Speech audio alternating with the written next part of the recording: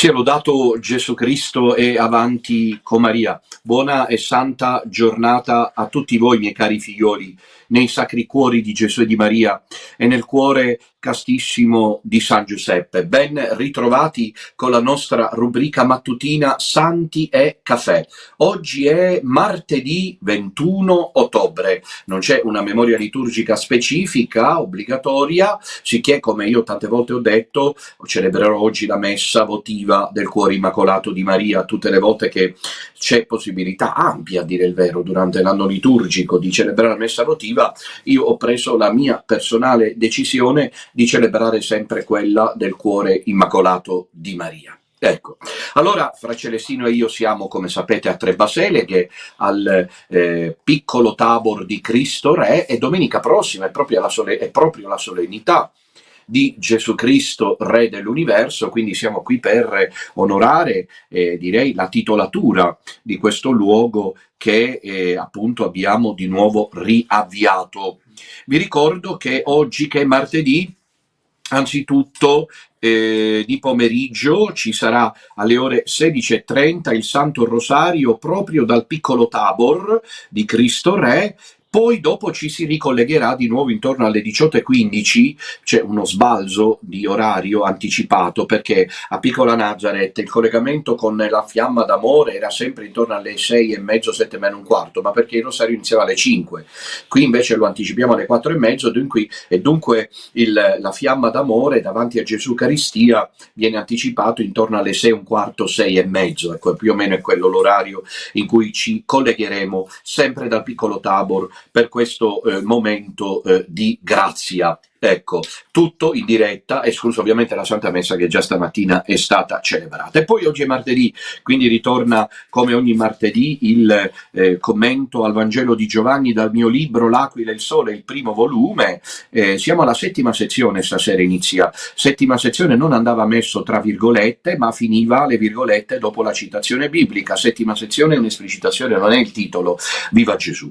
Allora, settima sezione che riguarda la guarigione del figlio del funzionario regio. Si potrebbe in qualche modo pensare ad un testo analogo a quello dei sinottici che racconta la guarigione del servo del centurione, ecco, il Paidio, ma sono evidentemente a quanto pare due episodi diversi. Comunque stasera approfondiamo, entriamo, esploriamo questa nuova sezione del Vangelo di Giovanni dal mio libro L'Aquila e il Sole, il primo volume, che trovate disponibile chiamando alla segreteria di Radio Domina Nostra oppure prelevandolo negli incontri di preghiera anche a Piccolo Tabor, lo trovate disponibile se volete. Quindi questa sera alle ore 21 vi aspetto con questo appuntamento prezioso, eccolo lì, va tuo figlio vive, settima sezione e virgolette, soprattutto le virgolette, alle ore 21 sul canale YouTube di Radio Domina Nostra. Condividete,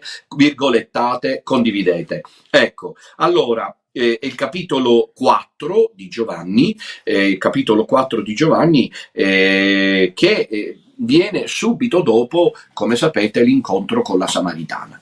E quindi vi aspetto questa sera, non mancate a questo approfondimento della santa parola di Dio, il Vangelo, che è la norma normans non normata della vita della Chiesa. Tutta la settimana, come abbiamo annunciato, Fra Celestino, il sottoscritto, una buona parte delle suorine della Compagnia di Maria e i seminaristi, fino a domenica saremo al piccolo Tabor ogni giorno, già da ieri. Ogni giorno il programma prevede alle ore 16:30 il rosario, a seguire la Santa Messa e poi esponiamo il Santissimo Sacramento per la coroncina, la fiamma d'amore del cuore immacolato di Maria. E questo ogni giorno fino a sabato. Poi domenica prossima è la solennità di nostro Signore Gesù Cristo, Re dell'universo. Ho una, novità importante da segnalarvi, e cioè avevo annunciato che ci sarà una sola Santa Messa al piccolo Tabor di Cristo Re, proprio nella festa, direi, della dedicazione, diciamo così, qualche maniera, di questa realtà di Tre Baseleghe. In realtà mi è stato chiesto, soprattutto per chi non è vicino a Tre Baseleghe, quindi dall'Emilia Romagna e anche dalla Lombardia, Maria se si poteva mettere anche una messa pomeridiana. Certo che sì, ci mancherebbe altro, ergo noi faremo 2 messe domenica prossima, una alle 10 e una alle 17, come vedete. Quella delle 10 la celebro io, quella delle 17 la celebrerà Fra Celestino. Per domenica, nei giorni feriali, in questi giorni feriali no,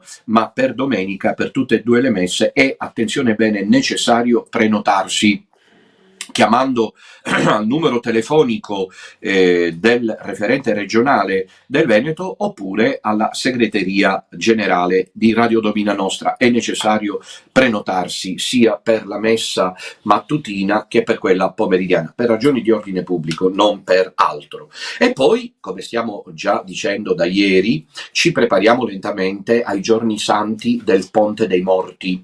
Ieri sera Don Ramon ha tenuto una interessante catechesi riflessiva sul dolcetto scherzetto. Lo trovate disponibile, per quanti non avete potuto seguirla in diretta, sul canale YouTube di Radio Domina Nostra, una brillante riflessione intorno al tema. Ecco, non è la festa di Halloween, ma è il Ponte dei Morti, la solennità. Anzitutto direi che sono giorni santi perché vanno dalla solennità di nostro Signore Gesù Cristo, Re dell'universo, e poi il 1° novembre è la solennità di tutti i santi, e l'indomani, 2 novembre, è la commemorazione dei fedeli defunti. Ho detto finora, ma devo ringraziare Don Enrico perché mi ha suggerito una cosa che mi era sfuggita, e meno male, vedete quanto è importante la collaborazione tra noi confratelli. E cioè che siccome quest'anno il 2 novembre casca di domenica, pertanto il messale prevede che in questo caso la commemorazione dei fedeli defunti slitti all'indomani, lunedì 3 novembre. Ecco, questa è una notizia importante da dare perché significa che domenica 2 novembre avevamo detto, e rimane così, che ci saranno 2 messe alle ore 10 e alle ore 17, va bene? Il 2 novembre, ecco, lì è 17:30, alle 17, e l'indomani però, 3 novembre, siccome è la commemorazione dei fedeli defunti, allora anche se è un lunedì, quindi prevedo e presumo che forse non verrà tanta gente, ma è rosso nel calendario? Credo di no, mi sembra di no. Il primo sì, ma il 2 no. Comunque è un giorno lavorativo, ma noi dobbiamo fare la nostra parte, il nostro dovere. Pertanto lunedì 3 novembre saremo di nuovo a Tre Baseleghe al mattino e al pomeriggio con 2 messe per il suffragio dei defunti. Chi non potesse venire lunedì naturalmente lo può anticipare alla domenica, per questa volta lo concediamo in via del tutto straordinaria. Il 1° novembre invece saremo per la solennità di tutti i santi, sabato 1° novembre a Bergamo alle ore 10 e a Tre Baseleghe alle ore 17.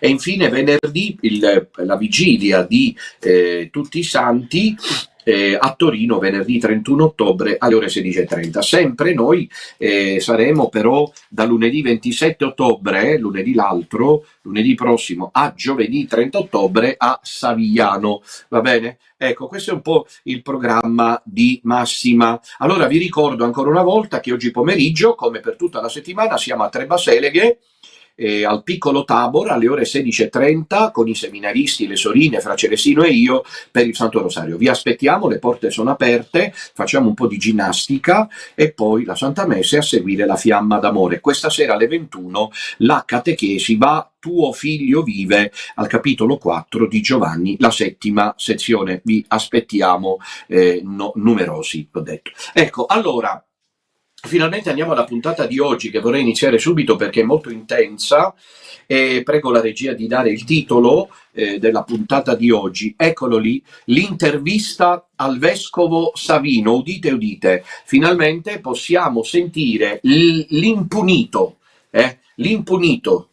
l'immune Francesco Savino, vescovo di Cassano allo Ionio e niente meno vicepresidente della conferenza della conferenza episcopale italiana, fa rilasciare una intervista ad una emittente social, credo che sia locale, lì calabrese, nella quale gli riesce di dire cose ancora più clamorose. Il titolo, come vedete, è l'intervista al vescovo Savino pro LGBT plus, si dice plus, lo so, è inutile che me lo diciate, perché io vi ho precisato che preferisco dire plus. Poi, se volete, redarguitemi pure. 2 punti. Una chiesa, minuscolo ovviamente, senza Dio. Una chiesa senza Dio. Allora, fiori cari, io vorrei dire a tutti voi, preparatevi, voi del piccolo resto che siete gente seria, cattolica, apostolica, romana, a sentire il peggio del peggio. Vi dico che l'intervista dura 35 minuti. A quest'uomo qui, che andrebbe punito, sollevato dall'incarico e spedito in un monastero a pregare, cosa che invece volevano che facessi io, questo è il tempo che viviamo, gli riesce di parlare del nulla e del niente senza citare una sola volta nei primi 20 minuti, quindi una buona estensione dell'intervista, né il Vangelo, e non c'è la parola Gesù Cristo. Lo vedrete, perché non me lo invento. E qui vorrei dire attenzione a quelli che vi dicono che la questione si risolverà col diritto canonico. È una baggianata clamorosa dal punto di vista proprio teologico, perché una Chiesa che non c'ha più Gesù Cristo, perché non c'ha più il Vangelo, che se ne fa del codice di diritto canonico? È come se, guardate, funziona così: il Presidente della Repubblica viene scelto un politico di centro, così non c'è né destra né sinistra, che è palesemente anticostituzionale. Cioè, nelle sue arringhe politiche, nei suoi comizi elettorali, lui dice che la realtà vale più delle idee. Per cui, se anche la Costituzione dice che l'Italia è una repubblica fondata sul lavoro, il politico cettola qualunque dice: ma no, non bisogna lavorare, bisogna per godersi più pelo per tutti, vi ricordate che diceva così? Ecco, allora, però questo viene invalidamente eletto Presidente della Repubblica. Si scopre che non vogliono farlo capire che l'elezione è stata invalida per difetti di forma e per accordi previ.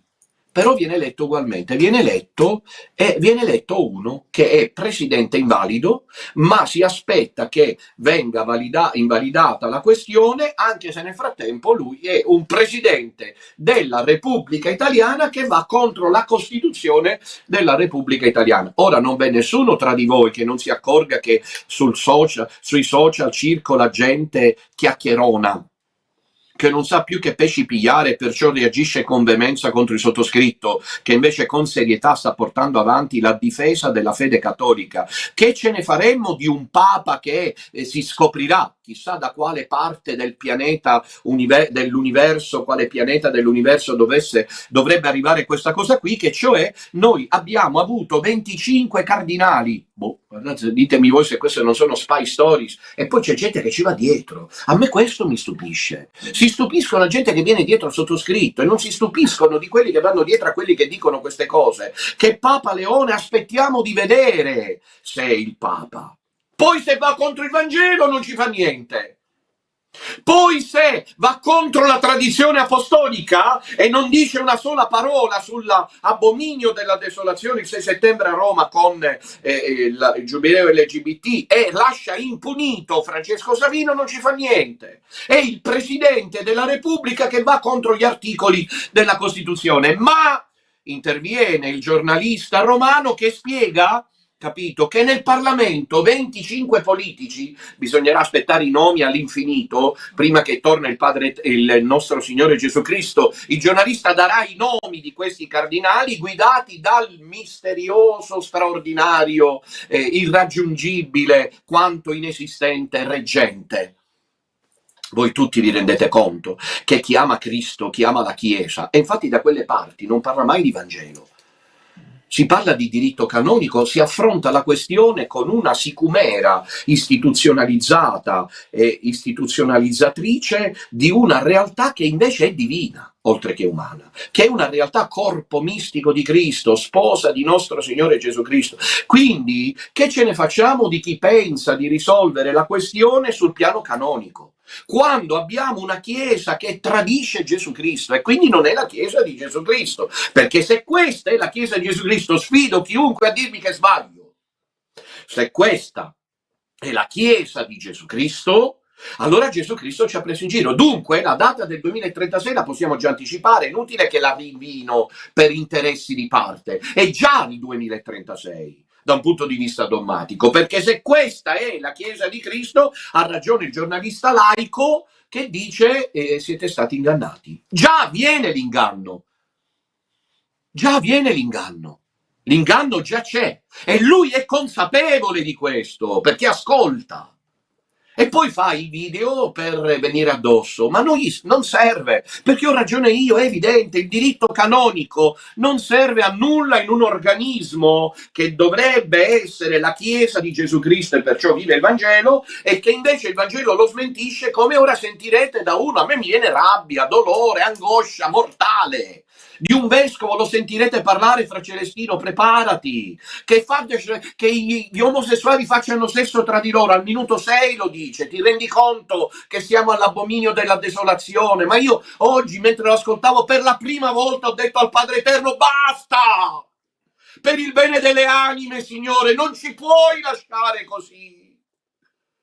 Siamo 4 gatti presi di mira dal mondo intero, che roba mai vista prima! Sentire un vescovo successore degli apostoli dire al minuto 6 che se fanno sesso, io qui lo dico senza citare il Vangelo, perché non lo può citare il Vangelo, cita Iosa Papa Francesco, l'inclusione, la misericordia, che io non sono omosessuale e se lo fossi per me non sarebbe un problema, perché qui non c'è in gioco la questione diciamo dei nostri fratelli omosessuali, e io mi sentirei preso di mira, gli scriverei una lettera e gli direi senta, lei la deve piantare, perché lei nel tentativo che sta facendo buffo di valorizzarci e riscattarci, in realtà lei ci sta ghettizzando. Meglio un Don Minutella che ci dice che ci rispetta, però se ne infischia, nel senso, se volete venirci, questa è la minestra. La volete? No, e allora cercatela altrove. Non so se, guardate, è una situazione incredibile che stiamo vivendo. E poi ci sono quelli che dicono che noi siamo al delirio. Siamo al delirio perché io mi sono guardate la loro disonestà di tutti i miei detrattori, sono tutti disonesti, perché se fossero onesti dovrebbero dire no, non è stata un'autoproclamazione da Papa, è la gente che lo chiede. Perché la gente lo chiede? Dal Messico, che non è vero che sono 20, sono più di 500 persone.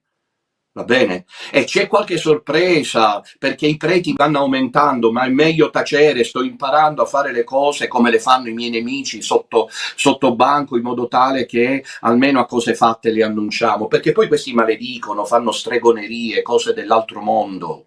È una battaglia, io non mi sono autoproclamato proprio nulla, quindi l'immagine della tiara, che è il tizio di spalle che sarebbe Don Minutella, che non può essere riprodotto perché non si può, si mette la tiara, è un'azione disonesta che serve a sviare la questione, perché il giornalista laico sa che è vulnerabile in questa cosa qui, perché deve dimostrare che questa è la Chiesa di Gesù Cristo, lo dimostri non per via della spy story dei 25 cardinali che si sarebbero messi d'accordo col reggente che non esiste, deve rispondere alla questione. Il diritto canonico non è affatto la soluzione dei problemi. La soluzione dei problemi è di tipo teologico. La Chiesa di Gesù Cristo è indefettibile, sì o no? E allora, se è indefettibile, ascoltatevi ora, divertitevi ad ascoltare la questione di Monsignor Savino, successore degli apostoli, capito? Successore. Tu perché hai aperto la Porta Santa? Io la Porta Santa l'ho aperta e l'ho organizzata per un semplice motivo, non perché sono il Papa, perché io lo so che lo può fare solo il Papa, ma siccome il Papa non c'è e la gente ha diritto ad avere le grazie di Dio, mi sono assunto la responsabilità, come dovrebbero fare tutti i parroci sacrosantemente cattolici, apostolici romani non venduti al potere, cacasotto, preti cacasotto. Quanti ce ne sono? Quante parrocchie qui in Veneto? Bellissime, campanili meravigliosi, strutture che io me le sono sognate giù in Sicilia. Scherziamo? cacasotto, rintanati nelle canoniche, disgraziati, che ancora ieri gente di Padova mi dice: padre, perché poi la gente è buona, padre, sa, ho citato il suo nome, io ho portato il libro, mi ha detto è saltato per aria il parroco, capito? Gli citi il diavolo, Papa Francesco, gli citi l'apostasia, gli citi quello, e stanno tranquilli e giustificano, però le ferite, la Chiesa, mi diceva ieri una signora che è un parroco, ha detto: ma la Chiesa ha sempre avuto queste ferite. Ma quali ferite ha avuto la Chiesa? Quello che non c'è mai stato.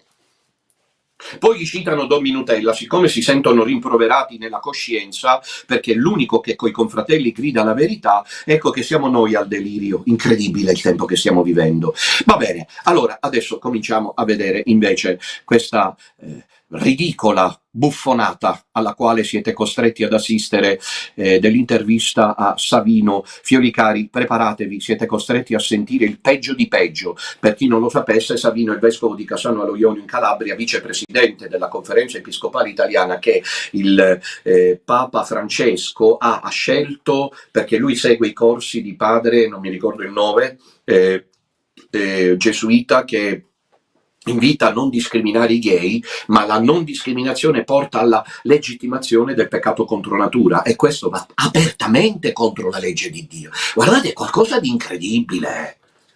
Cioè, i cristeros furono perseguitati, almeno qualcosa di buono c'era, diciamo. Cioè, quello era un regime massonico, quello di Calles, in Messico.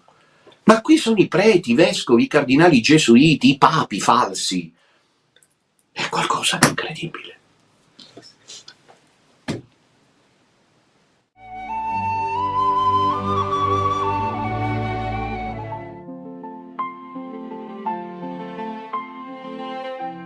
Siamo con Monsignor Francesco Savino, vescovo di Cassano, nonché vicepresidente della CEI, oggi qui a Cassano, 13 ottobre 2025, per una chiacchierata. Benvenuto, Eccellenza. Grazie a te per questa chiacchierata, perché sai quanto bene e quanta stima ho nei tuoi confronti, quindi sono convinto che sarà una chiacchierata generativa.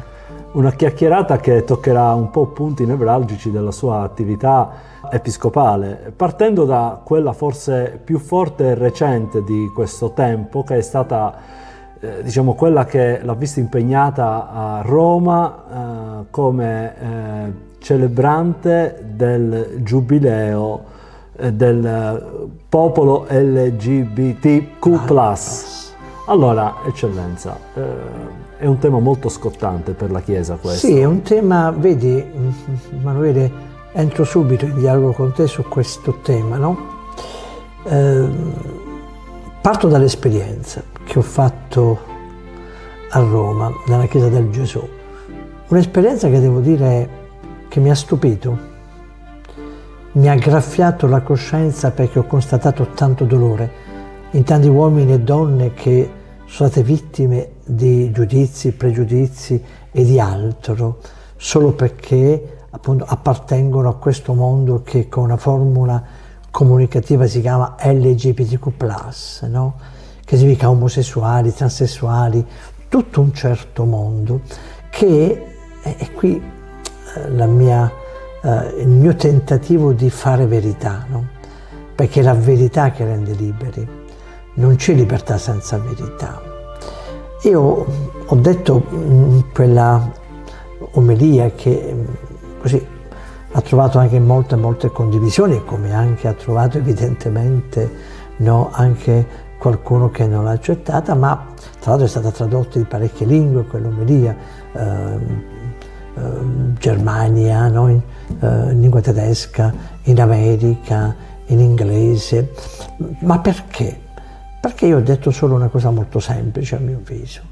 Bisogna ridare dignità alle persone a cui questa dignità è stata tolta o non l'hanno mai avuta, solo perché hanno un'identità sessuale diversa da quella che noi chiamiamo la eterosessualità. E anche qui capisco che va ripensata l'antropologia, ma noi dobbiamo dialogare, anche noi Chiesa, noi uomini credenti, dobbiamo dialogare con le scienze umane, no? E le scienze umane non sono statiche, non sono un museo, no, dove ci sono dei reperti archeologici, no? Le scienze umane sono dinamiche, sono in progress, no? Per cui dobbiamo cercare di capire fino in fondo che cosa sono queste diversità sessuali, insomma, no? E non vorrei scandalizzare, no? Ma vogliamo non soltanto ridare dignità, ma vogliamo capire che queste persone sono appunto delle persone, che sono dei cittadini e delle cittadine, che hanno diritti e hanno doveri, no? E che cosa ha detto finora di consistente quest'uomo qui, vescovo del nulla, esponente di spicco della Chiesa di Satana? L'attacco è clamoroso, non sembra un vescovo, sembra un uomo esponente di un partito ideologico, di una corrente politica, non del Vangelo.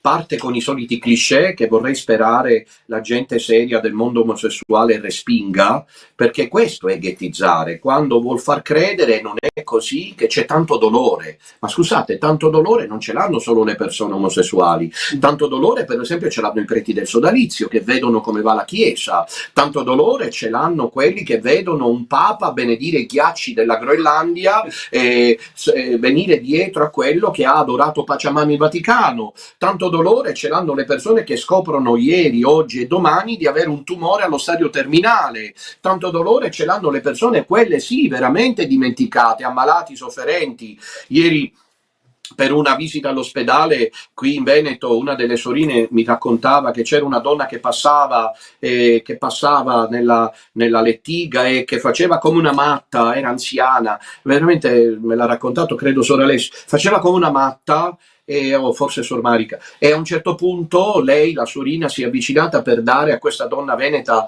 anziana la medaglietta miracolosa. Dice: padre, è una cosa incredibile, l'ha abbracciata quella medaglietta e si è calmata subito, perché ha detto: ma questo è un segno, io volevo che la Madonna mi rispondesse, non ce la facevo più e lei mi ha risposto. Questo è il dolore del mondo, non quello dei gay, o non solo quello dei gay. Far credere questo è ghettizzarli. E poi questo dice fare verità. Quale verità? La verità è quella del Vangelo. Invece quest'uomo qui, guardate quanto sono arrossato oggi, ma voi potete capire che il travaglio passa attraverso la mia persona. Lui ha l'anima graffiata, ha detto, la coscienza graffiata. Io sono uno che vuole graffiare proprio in nome del Vangelo, perché il Vangelo è graffiante o è finito, ha finito, non è miele, è sale. Gesù non ha detto voi siete il miele del mondo, Gesù ha detto voi siete il sale, e dice che di avere detto questo vescovo, veramente guardate, chiamarlo vescovo è desiderare di non diventarlo mai, se ci si riduce a quel modo lì, e forse veramente Dio ha altri progetti, io non lo so, però guardate, teniamoci pronti a tutto, perché veramente i tempi sono del tutto straordinari. Se c'è un vescovo che parla così, ho detto una sola cosa semplice: ridare dignità. Ma perché non lo denunciano le persone serie del mondo omosessuale, che sono tranquillamente quelle che vanno a messa e che capiscono che non si può unire carnalmente a un'altra persona dello stesso sesso, e quindi non è la fine del mondo, ci si può amare anche senza passare dalla carnalità. Non è la fine del mondo, la grazia di Dio vale più di tutto, ci sono stati milioni di cristiani che sono morti per non perdere la grazia di Dio. Quale razza di dignità vuoi dare? Fra un momento lo sentirete, ecco, sono persone, conclude la prima parte così, sono persone, ah sì, grazie Savino, grazie, congratulazioni a nome di tutto il mondo LGBTQ+, per averci ricordato a noi che li perseguitiamo. Ora io non vedo l'ora di scendere di qui dall'hotel per andare in cerca dell'ultima persona non eterosessuale. Che schifo, che vergogna, è proprio una ideologizzazione della fede, sono i partigiani di Satana. Perché adesso andiamo avanti, ascoltate dove vuole arrivare l'esimio successore degli apostoli, ma tanto non vi preoccupate, poi lo risolviamo col diritto canonico e con il grande reggente. È arrivata l'ora, a mio avviso, che io definisco l'ora del coraggio, l'ora dell'autenticità, della trasparenza, della verità, in cui devono cadere, no, tutta una serie innanzitutto di approcci ideologici al problema. Se noi ci avviciniamo ideologicamente a questo problema, è chiaro che, no, questo atteggiamento genera sempre, no, emarginazione. Per usare una bella espressione di Don Tuino Bello, del venerabile Don Tuino Bello, che mi piace sempre ricordare perché mi sono formato a sua scuola, lui parlava di drop out, cioè quelli che vivono ai margini, no?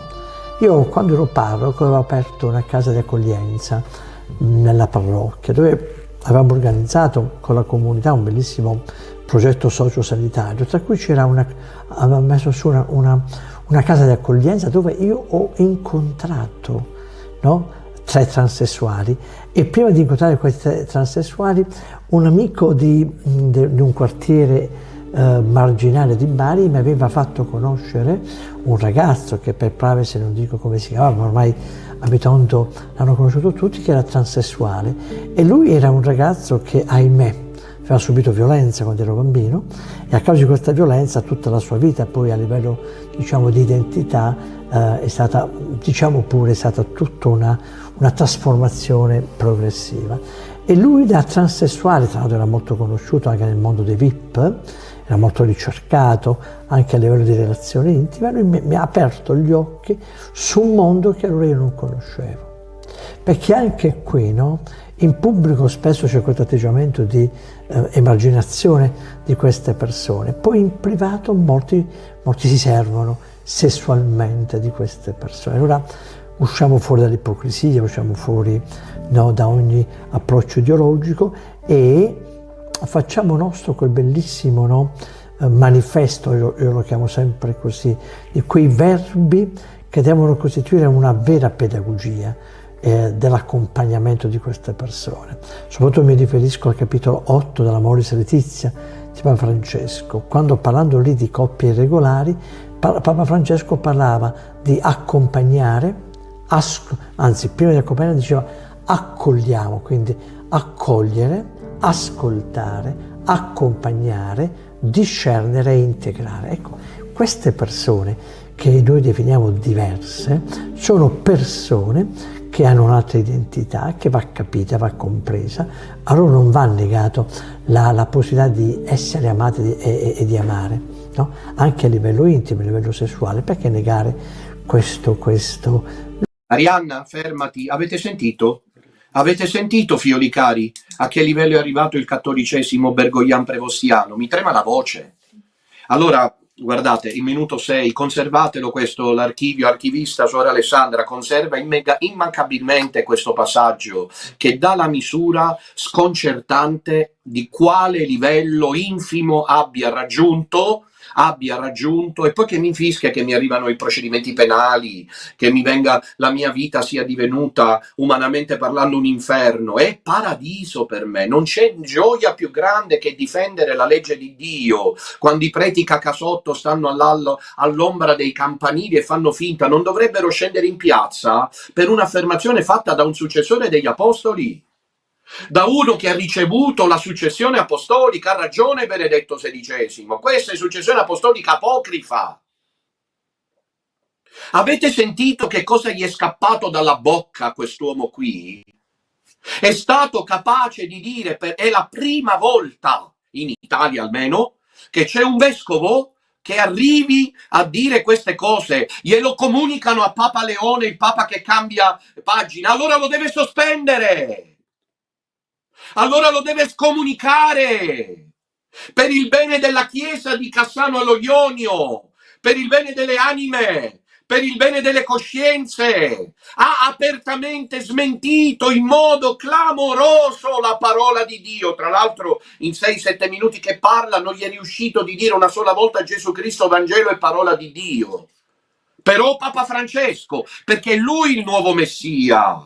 E fra un momento sentirete che dice che Papa Leone lo ha incoraggiato. Sì, il 7 agosto del 2025 gli ha detto: ma vai pure a celebrare, fammi sapere. Eccolo lì Don Minutella, che va delirando, come dice il prete toscano che di tanto in tanto si risveglia per fare numeri. Perché se andate a vedere i video recenti, per esempio del giornalista laico, vi accorgerete che c'è uno step, però poi quando parla del Papa Minutella i numeri saltano, perché non si fanno la loro strada. E vediamo come vanno loro la cosa. Chi è che denuncia come Don Minutella? Il diavolo si serve dei misteri di Cristo per mettermi il bastone fra le ruote. È qualcosa di incredibile. Invece di dire c'ha ragione, poi se ne parla, se è uscito fuori di te, se si è fottuto il cervello, poi se ne parla, ma intanto sta dicendo la verità. Non gli possiamo andare contro. cerchiamo di creare una falange comune. No, Dominutella è il problema, perché fa il giubileo e si autoproclama papa. Io non mi sono affatto autoproclamato papa e io non ho detto una sola sillaba né il 29 giugno né il 12 ottobre, soprattutto il 12 ottobre. Quindi è inutile che diciate che mi sono autoproclamato, provate invece a denunciare tutto questo schifo. Per favore, regia, quindi questo tale che preferisco non definire, perché bisogna trovare un nuovo termine apostolico.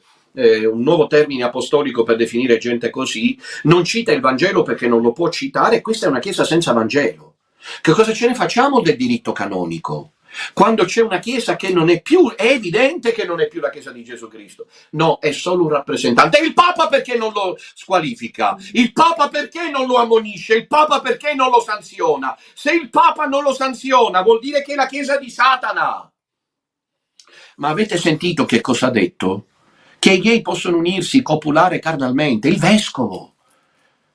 Questo è un incontro, questa è oggi in questi giorni siamo molto motivati nel fare Shanti e Caffè, no? Vi ho parlato di Medjugorje, ieri vi ho parlato in questi giorni del diritto canonico, stiamo trattando questioni veramente decisive, ma quella di oggi è una puntata storica. Per favore, vogliamo riascoltare quello che è capace di dire quest'uomo qui che si dice successore di Papa. Questo è un apocrifo. La successione apostolica non esiste più, si è interrotta con Bergoglio. La successione apostolica con Bergoglio si è sicuramente interrotta. Dio ha voluto così, tiene il mondo nel buio perché c'è il peccato nel mondo. Attenzione, quando siamo una società nel peccato, che anche giusto un peccatore, la Madonna a Sor Agnese, quella di Akita in Giappone, ha detto che quando arriverà il castigo di Dio moriranno giusti con gli empi, gli uomini e le donne, i santi e i peccatori, non c'è niente da fare, siamo tutti a pagare un'epoca come non si è mai vista prima, perché il peccato c'è sempre stato, ma non era mai accaduto che la Chiesa di Gesù Cristo andasse contro Gesù Cristo, contro il Vangelo, contro la tradizione apostolica e contro la Bibbia, in ragione di chissà quali criteri. Lui parla di un'ora del coraggio, della trasparenza, della verità. Ma quale coraggio? Ma quale verità? Ma quale trasparenza? E lui dice che noi che continuiamo a sostenere che il peccato contro natura è peccato agli occhi di Dio, dobbiamo uscire dall'approccio ideologico. Adesso sapete come va? Che io ne sto parlando, ci sono alcuni direttori di alcuni blog social, mi seguono tutti, io sto lanciando l'iniziativa, domani, dopodomani, fra un paio di giorni, il Mondo Unacum lo metterà in luce, però senza coinvolgere la questione magna, cioè che chiesa è questa? Che chiesa è questa? Riascoltiamo purtroppo che cosa è stato capace di dire quest'uomo qui. Accogliamo, quindi accogliere, ascoltare, accompagnare, discernere e integrare. Ecco, queste persone che noi definiamo diverse sono persone che hanno un'altra identità, che va capita, va compresa. A loro non va negato la possibilità di essere amati e di amare. No? Anche a livello intimo, a livello sessuale, perché negare questo loro. Avete sentito? Abbiamo riascoltato, una terza volta lo riascoltiamo. Voglio che entri nella coscienza collettiva anche di quelli che sono un po' così dubbiosi, che si sono presi tempo per riflettere. Dobbiamo combattere, pronti al martirio fisico ora anche, perché questa gente non scherza, sono partigiani di Satana, quest'uomo è un partigiano di Satana, da quest'uomo parla il diavolo, sta parlando Lucifero, attraverso un vescovo, non è vescovo, sta parlando Lucifero, questi sono i partigiani di Satana e io vorrei rivolgere un appello ai miei cari fratelli omosessuali, miei cari figlioli. La Chiesa vi ha sempre accolto e voi lo sapete, la gente seria del mondo omosessuale queste cose le sa. Non è vero che è stato Papa Francesco ad aprire le porte al mondo gay, non è affatto vero. La Chiesa già con Giovanni Paolo II e anche con Benedetto XVI ha sviluppato una pastorale di apertura e di accoglienza. Quello che si vuol far credere è che a questo punto unirsi sessualmente con una persona dello stesso sesso, io non vado nello specifico che è meglio, e non è peccato, anzi bisogna, dice Savino, consegnare loro la possibilità di vivere questa intimità. Riascoltiamolo, ma si può fare quella tecnica di ascoltarlo lentamente? Esiste, regia? Di poter rallentare Come? Non è nessun peccato. Vediamo, ascoltiamo di nuovo per la terza volta. Che va capita, va compresa, a loro non va negato la possibilità di essere amati e di amare, no? Anche a livello intimo, a livello sessuale. Perché negare questo loro, che io riferisco questo loro diritto, insomma.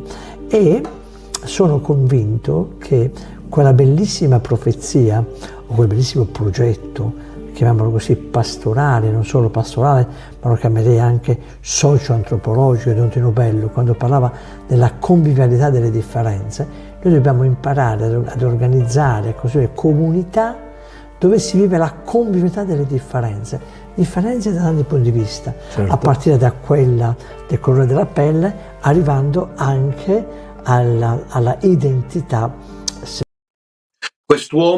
Quest'uomo sotterra l'identità cristiana. State attenti a uomini come questi, io ve li segnalo da anni, vi ricordate le mie battaglie su Enzo Bianchi. Quest'uomo sotterra l'identità cristiana. Prima di tutto, paragonare una persona omosessuale a una persona di colore, di pelle diversa è gravissimo. Meriterebbe una denuncia. Perché l'identità, la diversità, o se volete l'identità di genere, nulla ha a che fare con la diversità di pelle. Quella è costitutiva, non è peccato nascere di colore, essere di colore, rimanere di colore. Vi ricordate quando Michael Jackson si sottopose ad una serie dolorosa, peraltro, di operazioni chirurgiche estetiche per ammorbidire il colore scuro della pelle, e poi è diventato una sorta di mostro, no? Non è un peccato agli occhi di Dio avere la pelle nera, come la canzone dice, ecco perché vorrei la pelle nera. Ma invece è peccato unirsi carnalmente con persone dello stesso sesso. Si chiama peccato. Si chiama peccato che grida vendetta al cospetto di Dio. Le persone omosessuali cattoliche che pregano, che vivono il Vangelo, ma secondo voi non ci sarà stato qualche santo che aveva attitudini omosessuali? Ma certo che sì, ma è ovvio. Io sarei disposto a fare anche qualche nome. Ma mica giustificava casomai di andare a fare. Si è fatto santo, ha abbracciato la croce, come si dice. Vedere che c'è un vescovo che paragona la diversità di genere alla diversità del colore della pelle è gravissimo. È un'operazione chirurgica di tipo ideologico che non ha nulla a che vedere con la Chiesa di Gesù Cristo, che non è quella. Non è il diritto canonico che può più risolvere questa questione qui. Le cose sono molto più gravi, sono di tipo soprannaturale. Questo è lo scontro finale tra Maria e Satana. E ci sono i partigiani di Satana. Loro hanno il potere, hanno le croci pettorali, vi rendete conto? Dicono di avere la successione apostolica e Don Minutella s'ammazza la vita da semplice pretuncolo ad andare in giro a cercare quanto più possibile di custodire la coscienza delle anime. Incredibile. Andiamo avanti. Sessuale della persona, ma un attimo, e ritengo che proprio sulla convivialità, io direi ancora di più sulla comunione delle diversità, si gioca, a mio modesto parere, la civiltà, si gioca una democrazia più matura, si gioca anche una Chiesa più inclusiva e non una Chiesa che esclude. Lei ha fatto questo, ha avuto il compito di celebrare questo momento importante per la Chiesa. Ha citato Papa Francesco come, dal mio punto di vista, pioniere nei confronti, dell'apertura verso questo mondo, ma Papa Leone comunque ha dato seguito e ha chiamato, io posso definire un prete di periferia, per consegnare la responsabilità di traghettare un momento così importante verso questa apertura. Ma lui è giusto che io racconti la genesi delle cose come sono andate, no? Ho fatto anche un piccolo cenno quel giorno del Giubileo.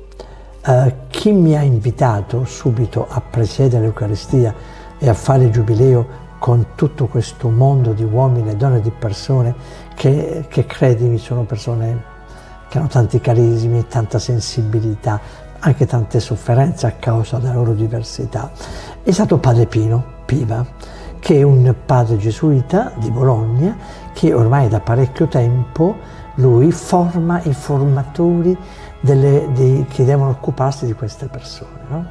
E quindi Padre Pio attiva processi di formazione. Ci sono anche un gruppo di 20 vescovi che partecipiamo quasi sempre, no? Sempre compatibilmente con le nostre agende, partecipiamo a questi corsi di formazione, che ripeto sono corsi che ci aprono il cuore, la mente, aprono veramente la vita ad avere un atteggiamento meno ideologico ma più normale nei confronti di questo mondo. E lui mi ha invitato, io dissi subito di sì, io ne parlai con Papa Francesco a margine di una catechesi un mercoledì in piazza San Pietro e poi Papa Francesco disse lei vada. Poi è morto Papa Francesco e io il 7 agosto ultimo scorso, quasi un mese prima del Giubileo, sono andato a Papa Leone. Ho avuto un bellissimo incontro con Papa Leone. Papa Leone ci stupirà perché è il Papa dell'ascolto, il Papa di un dialogo profondo, è un Papa di una profonda spiritualità agostiniana, lui è figlio di Agostino, di Sant'Agostino, e lui mi dice le vada, celebri, stia tranquillo, poi ci informiamo e lei mi informi su questa situazione, per cui io, perché non volevo evidentemente mettere, come devo dire, Ecco, questo è l'altro passaggio decisivo e poi per oggi possiamo anche prenderci un po' di Gaviscon tutti insieme. Dunque, vedete l'altro passaggio che introduce la modalità con cui è stato scelto quest'uomo apostata ed eretico, che il codice canonico, ve lo ricordo, protegge. Capite? Come fanno? Come fa la gente ad andare addietro a... Guardate che situazione. Il codice di rito canonico è in grado di proteggere e tutelare questi uomini qui e di perseguitare quelli come noi. Allora, la seconda parte di questa intervista obbrobriosa procede con lo slogan che ancora per troppo tempo era assente: Chiesa inclusiva. Ecco, parola magica, che poi sanno ripetere sempre le stesse cose, sono noiosi oltre ogni dire. Chiesa più inclusiva. E però vi faccio presente che sono passati circa 10-15 minuti, non so esattamente quanti, dell'intervista, finora Gesù Cristo è il grande assente. La tradizione apostolica non esiste e bisognerebbe ricordare a questo tale, a questo figuro, che esiste il Vangelo. Esiste il Vangelo. Vabbè, Chiesa più inclusiva. Invece per la seconda volta cita Papa Francesco, il sogno di Papa Francesco, il progetto di Papa Francesco, che è esattamente quello di Lucifero, la costruzione di una Chiesa antagonista di quella vera, che si sarebbe ridotta a passare la Porta Santa fino a prova contraria di Monza, per essere chiari, perché oggi la Chiesa è dove non ci si contamina con questa realtà babilonica. Questo è un dato di fatto. È Chiesa cattolica, chiunque non la signorina anziana di Batte la Pesca di quale paese, non so dove, che non ci va in chiesa, anche se non è con noi, perché non si vuole, che la persona, anche se magari ce l'ha anche con me, perché va di moda, però è Chiesa cattolica, perché oggi il piccolo resto è rappresentato da tutti coloro che non si contaminano con questa Chiesa di Babilonia. C'è motivo da parte di questi altri confratelli, che peraltro sono pochi, di saltarmi addosso con le dita negli occhi? Che cosa li muove? Che cosa li spinge? Boh, non lo so. Allora, quindi c'è questa nuova figura, Padre Pio Piva, un sacerdote di Bologna, gesuita, alle cui riflessioni partecipano, l'ha detto lui, l'ha detto il vescovo omoeretico, partecipano 20 vescovi della Conferenza Episcopale Italiana, vanno ad ascoltare le aberrazioni teologiche di questo padre gesuita, che è lì a spiegare che non è più peccato. Ha deciso lui, hanno deciso loro che non è più peccato, e il Padre Eterno sta zitto. Mamma mia, appena erutta un pochettino perché gli va di traverso qualcosa che ha mangiato, non so come finisce a 8 miliardi di esseri umani sul pianeta Terra, perché me lo sento, povera Roma. Comunque, ecco, questo Padre Piva è l'ispiratore, evidentemente l'ideologo, potremmo dire, proverò ad approfondire la questione prima o poi, della Chiesa inclusiva LGBTQ+ arcobaleno. E finalmente, come avete sentito, Savino ci racconta come sia stato lui ad andare a dire quella messa orribile dal punto di vista teologico, soprattutto in relazione alla sconcertante omelia, se vi ricordate l'abbiamo commentata più volte, con affermazioni del tipo che la realtà vale più delle idee, che ci sono verità morte. Ecco, allora lui dice che è stato Papa Francesco a dirgli lei vada. Attenzione a queste parole, ora le riascoltiamo. Lei vada. Sono le parole che Bergoglio in un'udienza generale ha consegnato a Savino perché andasse a celebrare il giubileo arcobaleno. Poi però Bergoglio muore ad aprile e subentra il Papa che doveva cambiare pagina contro i falsi profeti, e voi che siete gente senza ragione, addetta del sempre più inspiegabile ed enigmatico rappresentante del pensiero unacumista, il dottor Cascioli, si doveva cambiare pagina, ma intanto Savino con nonchalance comunica che il 7 agosto, dice pure la data, festa di Dio Padre tra l'altro, nulla accade per caso, è una sfida a Dio questa, Papa Leone gli dice, attenti bene, lei vada. Di chi erano queste parole? Erano quelle di Papa Francesco. Quindi dov'è la discontinuità? Tra l'altro sono parole sibilline quelle di Savino, perché dice è stato un bellissimo incontro, e aggiunge in una sorta di monito preoccupante per gli Unacum che si ostinano a stare con Babilonia, dice Papa Leone ci stupirà.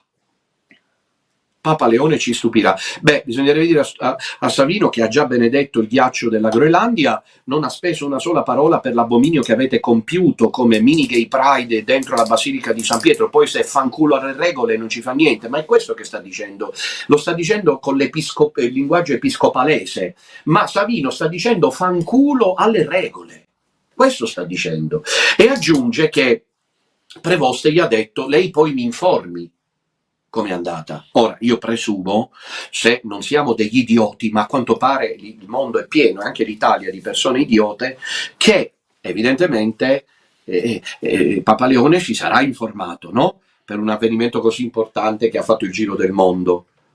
E Savino è sempre vescovo a Cassano allo Ionio, che può rilasciare interviste nelle quali afferma che i gay possono copulare. Riascoltiamo questo passaggio.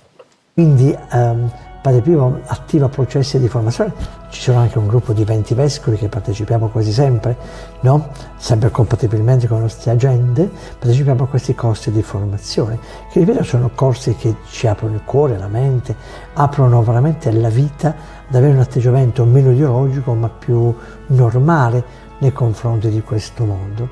E lui mi ha invitato, io dissi subito di sì, io ne parlai con Papa Francesco a margine di una catechesi un mercoledì in piazza San Pietro, e poi Papa Francesco disse lei vada. Poi è morto Papa Francesco e io il 7 agosto ultimo scorso, quasi un mese prima del giubileo, sono andato a Papa Leone, ho avuto un bellissimo incontro con Papa Leone. Papa Leone ci stupirà perché è il Papa dell'ascolto, il Papa di un dialogo profondo, è un Papa di una profonda spiritualità agostiniana, lui è figlio di Agostino, di Sant'Agostino, e lui mi dice le vada, celebri, stia tranquillo, poi ci informiamo e lei mi informi su questa situazione, per cui io, perché non volevo evidentemente mettere, come devo dire, sotto schiaffo, per dire un'espressione popolare, o non volevo mettere sotto critica la Chiesa, insomma, no? Per cui sono andato, ho fatto tutti i passaggi giusti e doverosi, per cui mi sono sentito anche sostenuto e incoraggiato, no? Da questo dialogo prima con Papa Francesco e poi con Papa Leone. Pertanto ecco, avete sentito? Mi sembra che il mosaico è completo, no? Mi sembra che sarete tutti finalmente convinti che Don Minutella non si sbaglia. Avete sentito che cosa ha detto? Ha detto che poi lui è andato sereno a questa celebrazione, dove ha detto delle cose, ha detto lui, scontate, ovvie, cioè che praticamente fuck the roll, fanculo ai comandamenti, fanculo alla legge di Dio. Questo è ovvio. Si è sentito incoraggiato, lo dice lui, da Papa Francesco e da Papa Leone. Ora che cosa dovremmo fare? Aspettare le smentite degli Unacum che dicono il Papa Leone non ne sa niente e la lobby gay potentissimi, ma allora si dimetta. Ci vado io sono disponibile ad andare come Dio comanda. Ci vuole che vada uno come Dio comanda. Sono disponibile. Se c'è qualcuno che lo vuole sapere, io sono disponibile. Perché questa personalità di nome Francis Ford, come si chiama? Francis Prevost, non è adatto qualora fosse vero che lui sa e non interviene. Io vi dico di più, che quello non interviene non perché non può, ma perché è complice di tutto questo, partecipa a questo progetto, tanto che, come dice appunto Savino, si è sentito incoraggiato non solo da Papa Francesco, ma anche da Papa Leone. Se lo inventa, ma non che non se lo inventa. E anche se lo inventasse, il fatto che resta impunito dopo più di un mese dove si trova, dimostra che Papa Leone è dalla parte della Chiesa di Satana, non c'è nessun cambiamento di pagina. Cambia solo lo stile perché la Bastiglia è presa, credetemi, gente, un acume è venuto il momento ultimo, estremo, prima che sia troppo. Mi sento come il profeta Geremia, guardate, veramente incredibile la mia vita. Dovete credere, lo sapete che ho ragione io, avete la prova oggi del 9 che questa non è la Chiesa di Gesù Cristo. Smettetela di fare gli iscarioti delle vostre coscienze. Non è la Chiesa di Gesù Cristo. Papa Leone lo ha incoraggiato, mi informi, l'ha informato e l'ha benedetto, l'ha incoraggiato. Adesso al rallentatore la regia ha preparato il passaggio, quello lì clamoroso, e riascoltiamolo. Queste persone che noi definiamo diverse sono persone che hanno un'altra identità che va capita, va compresa. A loro non va negato la possibilità di essere amati e di amare, no? Anche a livello intimo, a livello sessuale. Perché negare questo loro, che io riferisco questo loro diritto, insomma. E sono convinto che quella bellissima profezia o quel bellissimo progetto, chiamiamolo così, pastorale, non solo pastorale, ma lo chiamerei anche socio-antropologico di Dante Nobel. Ecco, ho qui con me un articolo di Repubblica del 31 dicembre 2022, esattamente a poche ore dopo la morte di Benedetto XVI, un'intervista a Vladimir Luxuria, che ad un certo momento dice così. Ricordo, parla di Papa Benedetto a poche ore dalla morte, le sue prese di posizioni molto frequenti ai limiti dell'ossessione su tutti i temi e le leggi che potessero favorire le nostre vite e i nostri affetti. Non posso essere ipocrita e dimenticare le ingerenze, perché capito, il vescovo, come Dio comanda, che interviene col dire questo sì, questo no, perché lo saprisce di Dio, fa le ingerenze, non deve parlare, e non parlano, anzi addirittura sono favorevoli. Le ingerenze, cioè un vescovo non può più fare il proprio lavoro come Dio comanda. Le ingerenze e le dichiarazioni molto forti contro di noi. Ecco, qual è l'idea? L'idea è che c'è Papa Francesco, Papa Leone, Monsignor Savino e padre James Martin che dicono copulate. E questi non sono contro di noi, dicono il mondo LGBTQ+. Anche se ci spediscono poi in inferno e ci mettono contro Dio, fax the roll, fanculo alle regole. Invece, se poi c'è un Papa Benedetto XVI e c'è oggi un Don Minutella che dice attenzione che non potete farlo perché è peccato, siamo contro di loro. No, esattamente al contrario. Vi ricordo la fotografia di Monsignor Fernandez con la stola mentre abbraccia un transessuale dove è scritto la vita come viene. Questi sono contro di voi, non noi. Il medico che deve estirpare il tumore non è contro il paziente, è a favore del paziente. Ha etichettato le nozze gay, parla sempre di Benedetto XVI, Vladimir Luxuria, come, e qui concludo, il potere antispirituale dell'anticristo. Allora qui bisogna decidersi di fronte a giornalisti laici che avocano come soluzione il diritto canonico e che ironizzano con una credine sua e dei suoi commentatori che mi lascia veramente con una sensazione di amarezza nei suoi confronti, perché questa è ingratitudine. E trovo invece veri e propri affronti ingiuriosi nei miei confronti, me l'hanno fatto vedere, si rimane veramente senza parole, il degrado, del resto è sempre così, miei cari, quando si svia dalla verità poi si scade, si va nel degrado morale. Se andate a leggere quello che sono capaci di scrivere certe persone nel blog del giornalista laico, vi accorgerete che c'è una credine sottofondo di chi sa che io sto dicendo la verità. Allora rivolgo un appello, ci rifletta su queste cose, ci rifletta. Cioè Benedetto XVI, per il quale lei ha avuto notorietà, ha proprio detto che la società che approva i matrimoni gay è la società dell'anticristo. Rifletta per favore con serietà e veda lei poi cosa ne vuol tirar fuori insieme ai suoi seguaci, ai suoi followers. La società che benedice i matrimoni gay è la società dell'anticristo. La Chiesa è una societas che ha un diritto canonico. Questa Chiesa benedice o no i matrimoni gay? Ha ascoltato il giornalista laico di Roma le affermazioni di Savino, sì o no? E dunque questa è sì o no la Chiesa dell'anticristo? Vedrete che l'ultima parola vuole sempre lui e io gliela consegno volentieri, ma voglio mettere in guardia la gente, perché non potranno dire nessuno ce l'ha detto, nessuno ce l'ha detto. Ecco. Cioè siamo in presenza di un vescovo che dice queste aberrazioni qui ed è successore degli apostoli. Questo, e concludo, poi naturalmente se volete avete stomaco andate ad ascoltare tutto il resto della intervista dove non compare, guardate, è incredibile, non c'è Gesù Cristo, non c'è Dio. Lasciamo stare Gesù Cristo che al limite le religioni sono tutte uguali. No, lo dico provocatoriamente, io sono sensibile ad Abu Dhabi e mi piace il caldo secco dei paesi arabi.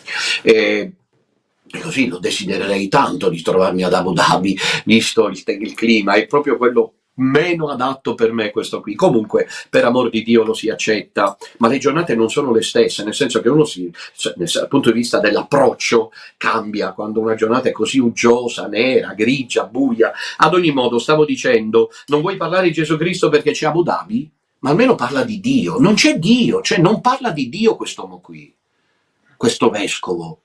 Guardate che è un uomo ateo, è un materialista ateo, un ideologo, è un esponente di un partito che è quello di Satana. Non c'è il Vangelo, non c'è Gesù Cristo. È qualcosa di veramente, figlioli cari, clamoroso. Bene abbiamo fatto noi ad andare a Monza, bene abbiamo fatto a crearci la nostra porta santa. Se loro, se noi siamo messi senza successione apostolica, abbiamo però la fede apostolica. Loro hanno la successione apostolica, dicono, e hanno a quanto pare anche il codice di diritto canonico, ma non hanno la fede apostolica. Vediamo chi è messo male, noi o loro? Già Sant'Atanasio diceva loro hanno la fede, noi abbiamo la fede. Bene cari figlioli, noi abbiamo la fede apostolica, la volontà fondativa di Gesù Cristo, se ne facciano una ragione tutti i nostri detrattori. Pronto? Sia lodato Gesù Cristo, Padre Alessandro. Sempre sia lodato. Sono Roberto dalla terra di Padre Marco. Eccoci Roberto. Senta padre, io voglio citare di nuovo il concordato dove si scrive che nella celere al presente regolamento della materia matrimoniale la Santa Sede sente l'esigenza di affermare il valore adottato della dottrina cattolica sul matrimonio e la sollecitudine della Chiesa per la dignità e i valori della famiglia, fondamento della società. E la mia riflessione è questa: dove sono i deputati e gli onorevoli della Repubblica che dovrebbero presentare una interrogazione in Parlamento? Dov'è il Presidente del Consiglio? Dov'è il Presidente della Repubblica che dovrebbero intervenire su questa violazione gravissima del concordato? Bene, grazie, ottimo, sempre sia lodato. Non saprei appunto cos'altro aggiungere perché è una cosa che non avevo considerata e trovo molto, diciamo così, opportuna questa considerazione. È proprio così, c'è il concordato tra Chiesa e Stato che prevede che quello che Savino ha detto trasgredisce apertamente il concordato stesso. Ma vorrei dire che comunque l'operazione che quelli che come me parlano così con chiarezza di quella che è l'etica inviolabile, non negoziabile, non riusciranno a mettermi contro gli omosessuali. Io li amo gli omosessuali, amo le lesbiche. Mi vorrete perdonare, ma io provo un senso autentico di affetto paterno verso di loro, di una caritas pastoralis però vera. Quindi non gli riuscirà a nessuno oggi di far credere che siccome ho fatto questa riflessione, ergo ce l'ho con i gay. Questo non lo permetterò. Li cito in tribunale se lo fanno, perché è provato che io non ho niente contro gli omosessuali, ma sono tenuto a difendere la legge di Dio. Il fuck the rules non ha niente a che vedere con le rivendicazioni omosessuali. Fuck the road significa, entrando in San Pietro, un affronto a Dio, è una bestemmia, è un affronto, io non lo permetto, da chiunque venga. Pronto? Grande piccolo prelato, Ave Maria. Ave Maria, e il mondo fu Padre, salvo. Mamma mia, c'è il disgusto a sentire parlare questi vescovi che dovrebbero essere i ministri di Dio, così dicono.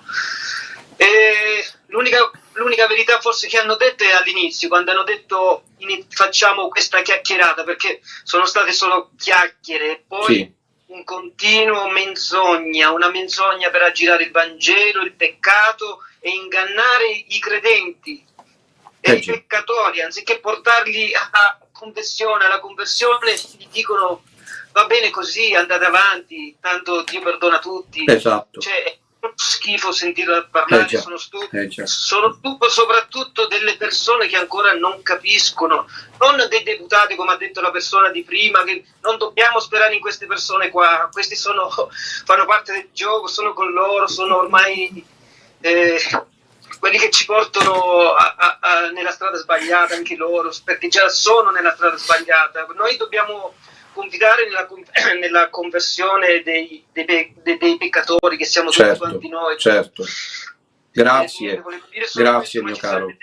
Ma mi fermo qui. Grazie, Dio ti benedica. L'amarezza della persona che ha appena chiamato è l'amarezza che abbiamo tutti noi di fronte a questo. Tra l'altro Savino parte da Amoris Laetitia per poi affermare qualcosa che va addirittura oltre Bergoglio, cioè che appunto possono unirsi carnalmente. Fiori cari, siamo veramente nel tempo dell'anticristo. Papa Benedetto, che molti tradiscono, anche insospettabili, che hanno fatto fortuna sulla sua carcassa, salvo poi dimenticarselo e tradendolo, dovrebbero ricordare che è stato proprio Papa Benedetto ad affermare che quando fossero arrivate le unioni gay nella società sarebbe stata apertamente, ce l'ha detto il Papa, la società dell'anticristo. La società dell'anticristo, fiori cari. È per questo che Papa Benedetto è stato odiato da questa lobby potentissima, che ha lavorato, una di quelle che ha lavorato di più per destituirlo. Non gli hanno dato tregua, non gli hanno dato fiato. Ecco, e dispiace vedere che mentre noi portiamo avanti queste arringhe evangeliche per difendere la verità, ci sia tutto un mondo attorno a noi che ci rema contro, che ci sfianca, perché noi già facciamo una battaglia di nostro non irrilevante. Sarebbe meglio che stessero per la loro strada, invece ci vengono con le dita negli occhi i preti, i giornalisti, tutti addosso, dicendo anche menzogne. Per esempio il sacerdote toscano che vuol far credere che siamo al delirio è un disonesto, perché afferma, mi hanno detto, io non ho la voglia di ascoltarlo, tra l'altro l'ho conosciuto personalmente, avrebbe detto che, perché non l'ho ascoltato, ma mi hanno riferito che voi i preti del sodalizio erano già messi tutti d'accordo, è stata una sceneggiata, non si fa così. Questo è il segno proprio che c'è disonestà intellettuale. Rispondiamo all'ultima telefonata e forse per oggi, grazie a Dio, chiudiamo, così ci dedichiamo alla preghiera, all'apostolato, alla fede e cerchiamo di farcela nonostante questa società anticristica. Pronto? Sia lodato Gesù Cristo, padre, sono Fabio da Roma. Sempre sia lodato. Senta, costui è un ideologo della cultura woke, Sì. Niente di più, niente di meno. Dice delle cose che potevano avere una sorta di empatia negli anni 70. Oggi come oggi sappiamo tutti che il mondo LGBT è un mondo che ha un estremo potere, che può rovinarti la vita, la carriera per una parola sbagliata, per cui tutto questo pietismo di cui Bravo Fabio. si fa alfiere non corrisponde, è roba vecchia che sta morendo grazie a Trump in America. Esatto. Questo, al di là del fatto che lei ha dato la provata con il dialogo che lui ha riportato con Leone, che hai voglia a girare pagina. Un'altra cosa, padre, lei si è assunto un compito impossibile che da martirio, perché il vero problema non sono le cose cose che lei dice, perché sono vere, cioè, l'ho già definito una volta il principe del logo, è che lei sta dicendo che la Chiesa Cattolica siamo noi del piccolo resto, e questo è il vero problema, perché gli Unacum hanno nei confronti della falsa Chiesa lo stesso rapporto che gli ebrei avevano nei confronti del Tempio. E quando Gesù disse distruggete questo Tempio e io lo ricostruirò in 3 giorni, questi, cioè, dicono, questo è matto, ma di che sta parlando? E lei è come dire, preso, è vittima della stessa pazzia. Sì, è così. Sta dicendo una cosa che non sta né in cielo né in terra rispetto ai farisei di oggi. Certo. Grazie mio caro. Arrivederci. Dio ti benedica. Ma sì, infatti lui, l'amico Fabio, vero, da Roma portava l'esempio di Gesù. Tra l'altro, distruggete questo tempio in 3 giorni io lo ricostruirò, è diventato un capo d'accusa solenne nel processo con farsa contro Gesù. Ma io ho citato Geremia, in realtà lo vedo più assimilabile, perché nel VII secolo avanti Cristo questo tempio salomonico era il capolavoro del mondo, no? Venivano da tutto il mondo allora conosciuto a vederlo il tempio, anche da Roma si muovevano, dalla Grecia, tutto, insomma. Ecco, e allora quando Geremia è costretto a dire da Dio, perché è costretto da Dio a dire Tempio del Signore, Tempio del Signore, Tempio del Signore, questo non ditelo, perché sarà distrutto, e mostra la visione della caldaia bollente che si riversa da nord, perché così poi è andata da nord, è arrivato Nabucodonosor che rasa al suolo il tempio, una cosa inimmaginabile, perché c'era la Shekinah lì, c'era la presenza di Dio, quindi per gli ebrei era una sorta di un Dio in tasca, fuck the rolls già allora, cioè adoravano Yahweh, offrivano l'incenso e poi andavano nelle terrazze, lo dice la Bibbia, ad offrire ad Astarte e a Baal. E allora Dio annuncia, guardate che vi finisce male, non ci hanno voluto credere, Geremia viene perseguitato, in realtà nel 596 mi pare, se non ricordo male, avanti Cristo, Gerusalemme viene rasa al suolo. Ecco, anche Geremia tra l'altro viene deportato forse in Egitto, se non mi pare in Egitto, insomma, per dire la catastrofe. Quindi è proprio così, fiori cari. Però ecco, l'ha detto Benedetto XVI, la società moderna sta formulando un credo anticristico opponendosi al quale si viene puniti con una scomunica sociale. La paura di fronte a questo potere spirituale dell'anticristo allora è naturale e serve veramente l'aiuto della preghiera di un'intera diocesi e della Chiesa mondiale per resisterle. Questa Chiesa mondiale si sta costituendo non da ex novo, ma per proseguire la tradizione apostolica e il piccolo resto che va avanti nonostante tutte le prove. Benedicat vos omnipotens Deus Pater et Filius et Spiritus Sanctus. Amen. Laudetur Jesus Christus.